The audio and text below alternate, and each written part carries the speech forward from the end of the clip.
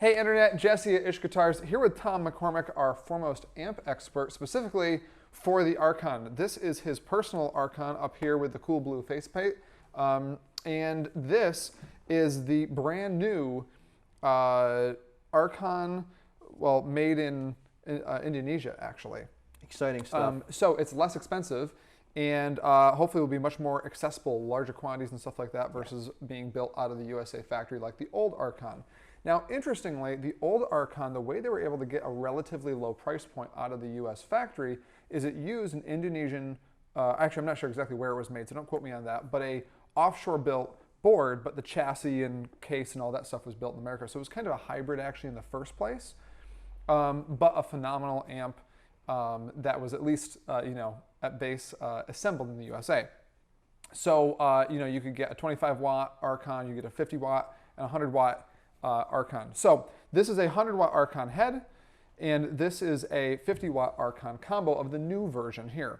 So to make this test super even, we've got a PRS 212 cab over there. That has, remind me, V30s? V-types. V-types. Which are actually the speakers that come in these new version stock. So yes, we stuck with that. We are shooting this video before these are announced, and we're going to have it out on release day. So we don't have a cab for one of these. So this is about as close as it gets. That is an open back cab. It might not be perfect for this type of tone, but it's going to be perfect for our AB. So what we're going to do is we're going to AB our Archon 100 watt head, but on the 50 watt setting to this 50 watt Archon combo, but with the combo plugged into those speakers. So it's all going to be straight across. All right, so everything is flat on both of the amps. We're just going to kind of do a quick riff, comparing back to back.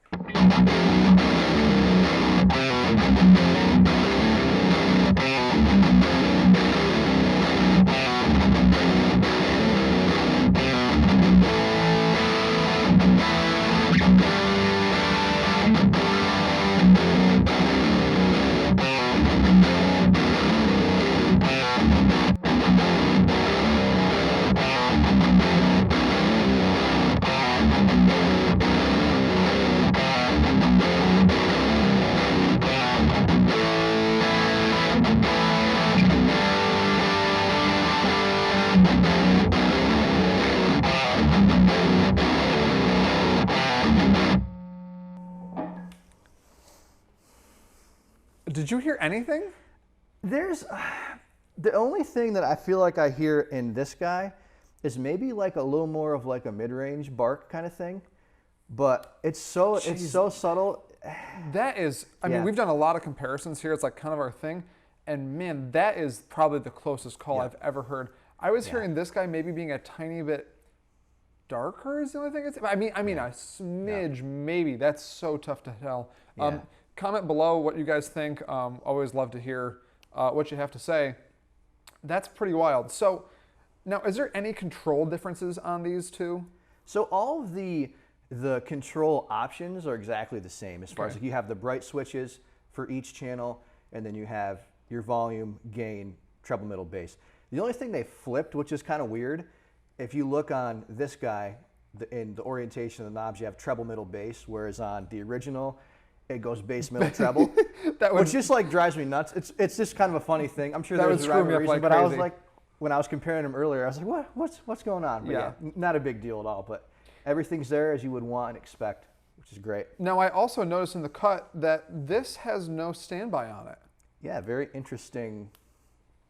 I mean, you don't need a standby, right? You don't actually even need a power switch. I built an amp with Mike that has no power switch on it at all because there's a lot of faults that come from a power switch. So it's interesting why they did that. I have no idea why, but I guess if you do like to use your standby a lot, that might be a little annoying. But that's really the only thing, right, that I can tell that's any different. Right. On it. Yeah. So I also want to hear, these are great clean amps. I've actually sold them to jazz guitarists because they're super huge headroom, super clean. Yes. So let's have Jay hop in and hop on with a different guitar that doesn't have the silos in it and all that stuff. And standard play this tuning, guy. clean. Yeah, exactly, clean. Yeah. Same thing, EQ to EQ, everything flat, and see what it sounds like. Cool.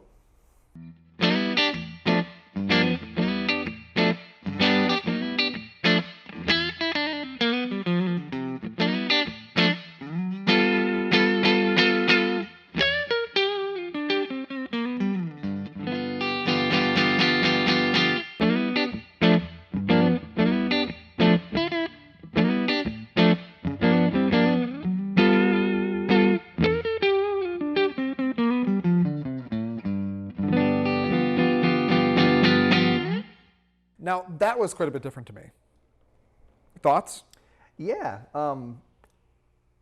Thoughts? Sitting over there, I think the 100 watt and 50 watt mode, I don't know, it sounded a little bit like rounder maybe. I think this one had a little bit more of like that mid-range sparkle bite, if you will. This had definitely a mid-range kind of like more forward maybe? Yeah, definitely more forward. I would say it was maybe a little bit, didn't sound quite maybe as lively overall as the US one did. Definitely, yeah, I would say, I guess, more scooped. Probably I would prefer that sound. Interesting, though, too, to mention is that, these cleans are not Fender cleans. Right? This isn't your deluxe reverb type of clean. These are more like, this is built for a pedal platform. That's why these cleans are clean like that. That's how this amp was designed. Right. Yeah. Is that you're going to have just a beautiful, huge headroom. Sterile is not really the right word for it, but hi-fi might be a good way to say it. Type of sound. I think either of these would lend themselves really well to a pedal platform type player. They both have fantastic effects loops in them. That was a really important part of the Archon design when they built it. So I don't hate either of them. I probably would prefer the American one a little bit better, but the mids might cut through the mix a little more too. Who knows? Now, this is something I wanted to ask you too. What's the deal with the tubes on these? You don't have any different tubes in your head, right? That's a really good point. So the tubes that are in this one are the 6L6s that come stock. They're the JJs. Yep. We probably should have mentioned this earlier. In this guy, they're shipping with, I'm going to pull my phone out because it's not a tube I'm super familiar with. It is a JJ 6CA7. So basically, from what I've read on Tube Depot, they're basically like an EL34 that's not as bright. Interesting. So generally speaking, with like an EL34 amp, you're going to get a little more of like a British sound, if you will. Right. That's a little more mid-forward. Right. Which is probably exactly what we're hearing. So that's probably. And that's interesting too, because some people don't know that the original Archon in the U.S., you could swap between a 6V6 and an EL3484. 6L6, yeah. A 6L6. I'm not super great with the tube stuff, but you could actually run those amps two different ways. At one point, you could order them from the factory differently. So I'm not really surprised that they're using some sort of funky hybrid tube in these. I'd be interested to know if we can swap to a 6L6 or a proper EL34 in this platform. I don't know. I'm not like a huge tube amp guy, so we'll figure that one out later. But that's very interesting to me. Now, the other last really important part of this comparison is the price, right? So the original Archon 50 watt combo from the US was, I want to say it was $17.99 before it got discontinued. I might not be perfect on that because the prices changed a little bit over the years. Now this guy is only $11.99. That's a big difference. That's about 35% less expensive. I mean, you're talking, you can almost throw in a couple $100, you can get an SE Custom 24 for the difference in price, right? So that's a really big difference to me. Also in the amp world, I feel like $1,000, $1,200 is like, anybody can use it. Once you start to get towards two, it's kind of like, this is like a proper player's amp, which is really, really phenomenal. Absolutely. The heads, the head version of the new Archon is $9.99 for the 50 watt. The old one I think was $15.99 if I remember correctly. Great so price point. I mean, $9.99 for a 50 watt. I mean, really freaking sick head. Yeah. Throw that on a cool, 212 for $300-400 or something, and I mean, away you go. It's a sweet setup. So another thing that's really neat about this, we flip this around. So you do have bias jacks right here, so you can check them with a multimeter, bias it yourself, which the original Archon had, which is fantastic. One thing I love that they changed on this, so the adjustment to control the bias. On the original Archon, you had to remove the back plate.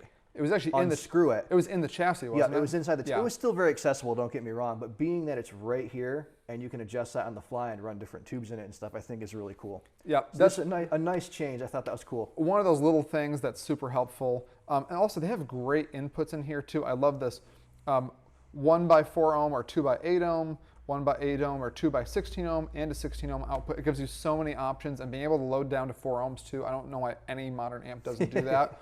That's awesome. We've got your standard foot switch, nothing crazy. I like that it's not a funky Ethernet jack or funky whatever jack. I hate that. I just want a stupid, simple 1/4-inch, jack, so I can use any foot switch with it.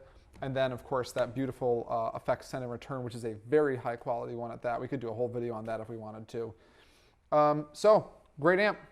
So, high marks for this amp. There's not really that much that's different. The standby is a little bit weird if you're not used to it. And if you're really used to an Archon already, then that's going to be weird. I love the backwards treble and bass. That they went with putting the aluminum faceplate on these too. That's like a really small detail, but that was kind of like when you got the combos before. Yep. This is like a very distinct, you see this and you know it's an Archon, right? Yeah. So being that they added this on, I think was a really brilliant idea. Nice touch.